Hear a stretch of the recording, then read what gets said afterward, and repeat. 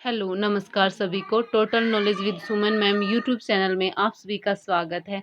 हम कर रहे हैं नदियों का चैप्टर हम कर रहे हैं। इससे पहले मैंने 3 वीडियो बना चुकी हूँ, जिसमें मैंने आपको गंगा नदी तंत्र, सिंधु नदी तंत्र और ब्रह्मपुत्र नदी तंत्र करवा चुकी हूँ। ये लास्ट वीडियो है, इसमें मैं करवा रही हूँ प्रायद्वीपीय नदियाँ की भारत की प्रायद्वीपीय नदियाँ कौन कौन सी है। तो देखिए, सबसे पहली है महानदी। यह कहाँ से निकलती है? यह है अमरकंटक पठार के सिरोही, जो छत्तीसगढ़ में। सिरोही कहाँ है भाई? छत्तीसगढ़ में है। उसके पास से निकलती है, यानी मेन जगह छत्तीसगढ़ राज्य से महानदी निकलती है, छत्तीसगढ़ राज्य के सिरोही से। और यह उड़ीसा में बहती हुई बंगाल की खाड़ी में गिरती है, क्योंकि उड़ीसा में इस पर हीराकुंड बांध भी बना हुआ है ना भाई। उड़ीसा राज्य में महानदी पर हीराकुंड बांध बना हुआ है।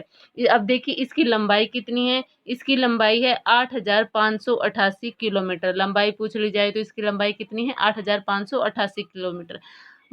महानदी है किस किस राज्य में बहती है? ये मध्य प्रदेश, झारखंड, छत्तीसगढ़ और ओडिशा राज्य में बहती है। ये 4 राज्यों में बहती है और फिर बंगाल की खाड़ी में गिर जाती है। हीराकुंड बांध विश्व का सबसे जो लंबा बांध है, हीराकुंड बांध, वो किस नदी पर बना हुआ है भाई? महानदी पर बना हुआ है।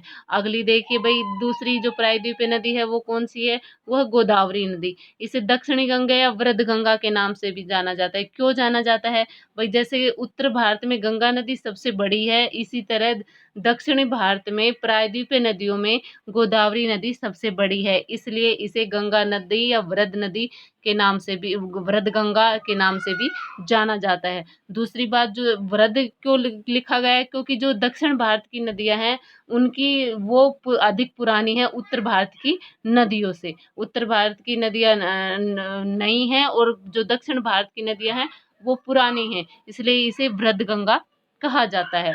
आगे देखिए भाई, यह प्रायद्वीपीय भारत की सबसे लंबी नदी है।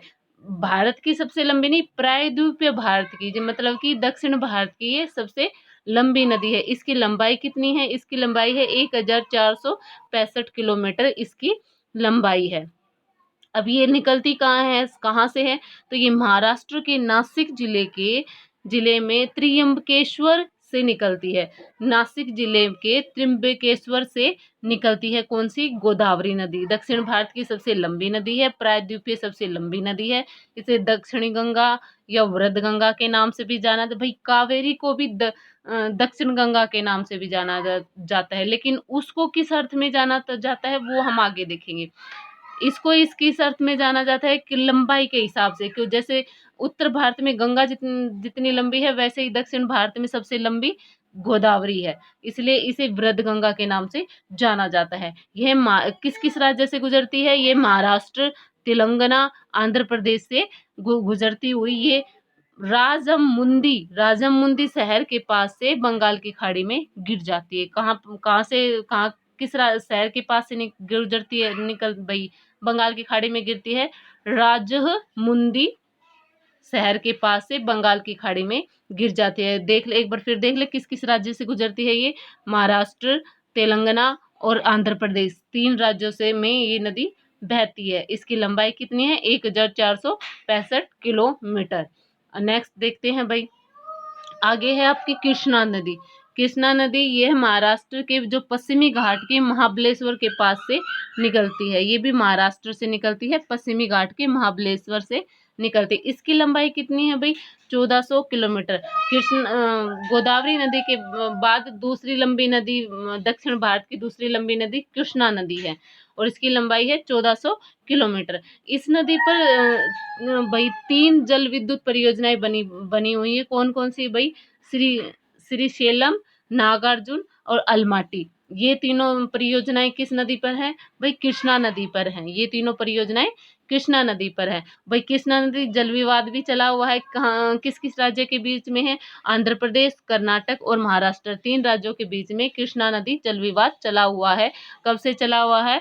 1957 से, 1957 से कृष्णा नदी जल विवाद चला हुआ है। आंध्र प्रदेश, कर्नाटक और महाराष्ट्र के बीच में है। कृष्णा नदी की सहायक नदियां कौन कौन सी है भाई?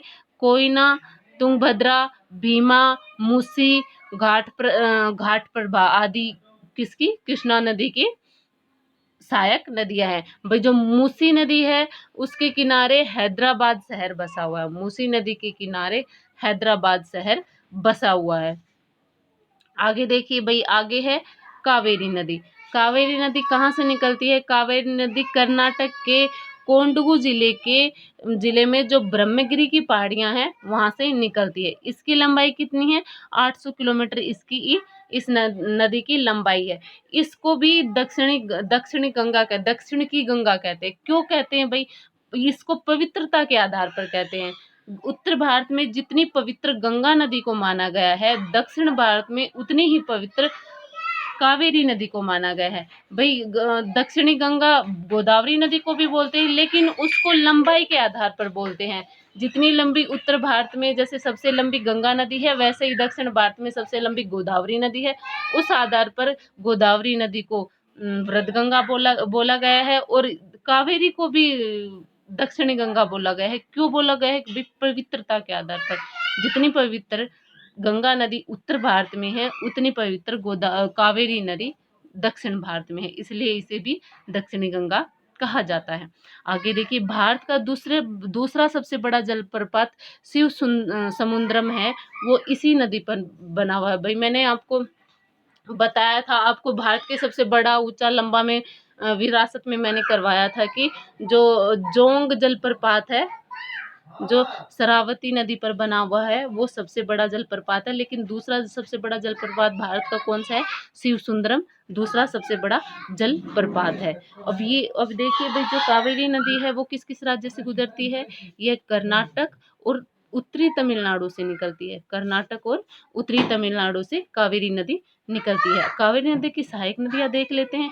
कावेरी नदी की सहायक नदी है अमरावती, काबिनी, भवानी, हेमावती और अर्कावती। ये कावेरी नदी की सहायक नदी है। अमरावती तमिलनाडु राज्य में बहती है।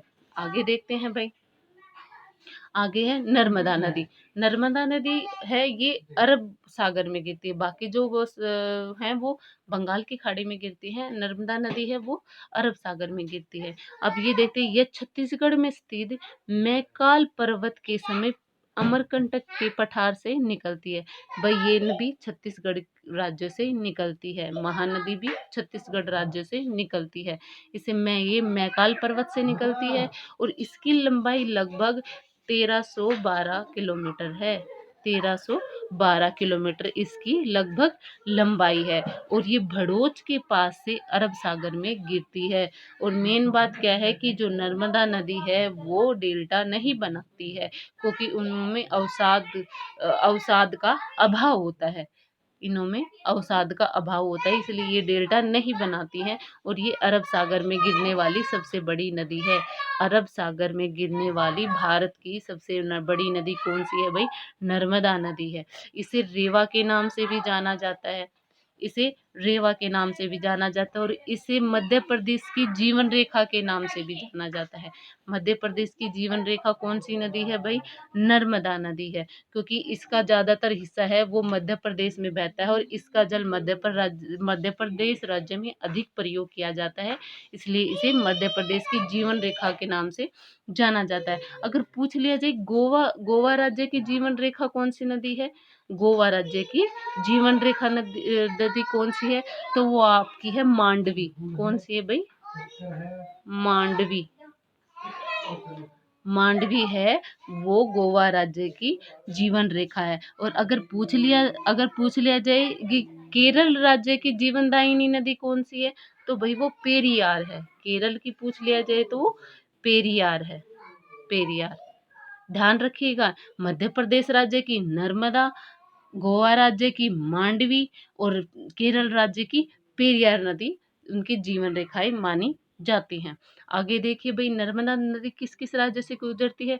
जो नर्मदा नदी है वो छत्तीसगढ़, मध्य प्रदेश, महाराष्ट्र और गुजरात राज्य से गुजरती है। यानी इन्हीं राज्यों में ये नदी बहती है। छत्तीसगढ़, महाराष्ट्र, मध्य प्रदेश, गुजरात राज्य में बहती है। और जबलपुर के निकट ये भेड़ा घाट जलप्रपात बनाती है।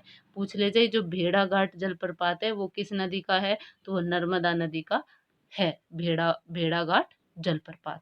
और ये अरब सागर में गिरने वाली भारत की सबसे बड़ी नदी है। आगे देखते हैं, आगे है भाई ताप्ती नदी। आगे है ताप्ती नदी। ये मध्य प्रदेश के बैतूल जिले के में जो सतपुड़ा की श्रृंखला है उनमें मलताई से होकर निकलती है। मलताई से निकलती है, सतपुड़ा की श्रृंखला में मलताई जगह है, वहां से ये निकलती है। कौन सी? ताप्ती नदी। इसकी लंबाई छोटी है। कितनी है भाई इसकी लंबाई? इसकी लंबाई है 724 किलोमीटर इसकी लंबाई है। और ये किस किस राज्य से गुजरती है? और ये नर्मदा के समानांतर चलती है। ये नर्मदा नदी के समानांतर चलती है और ये मध्य प्रदेश, महाराष्ट्र और गुजरात राज्य से में बहती है। 3 राज्यों में बहती है भाई, मध्य प्रदेश, महाराष्ट्र और गुजरात राज्य में बहती है। लास्ट देख भाई, लूनी नदी। लूनी नदी है, ये राजस्थान की सबसे बड़ी नदी तंत्र है। यानी राजस्थान की सबसे बड़ी नदी तंत्र पूछा जाए तो वो लूनी नदी है। ये पुष्कर झील है। पुष्कर झील की 2 धाराएं हैं। पुष्कर झील में वो सरस्वती और साबरमती 2 धाराएं हैं। ये दोनों धाराएं जब गोविंदगढ़ के पास मिलती है और फिर बाद में अरावली पर्वत से निकलती है, तो ये लूनी नदी के नाम से जानी जाती है। कहाँ से? अरावली पर्वत से जब निकलती हैं तो ये लूनी नदी की। लेकिन शुरुआत कहाँ से होती है? पुष्कर झील की 2 धाराओं से, जो सरस्वती और साबरमती है, और ये गोविंदगढ़ के पास मिलती है और फिर जो अरावली पर्वत से जब निकलती हैं तो ये लूनी नदी के नाम से जानी जाती है। और ये कच्छ के रण में विलुप्त हो जाती है। ये नदी ऐसी है जो भाई किसी भी सागर या खाड़ी में नहीं गिरती, जो कि मैदान में ही विलुप्त हो जाती है। लूनी नदी भाई, ये मेन प्रायद्वीपीय नदियां हैं।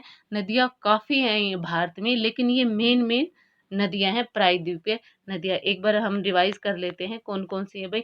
महानदी है, नंबर 1 महानदी, और नंबर 2 गोदावरी, जिसे वृद्धगंगा के नाम से भी जानी जाती है, दक्षिणी गंगा के नाम से भी जानी जाती है।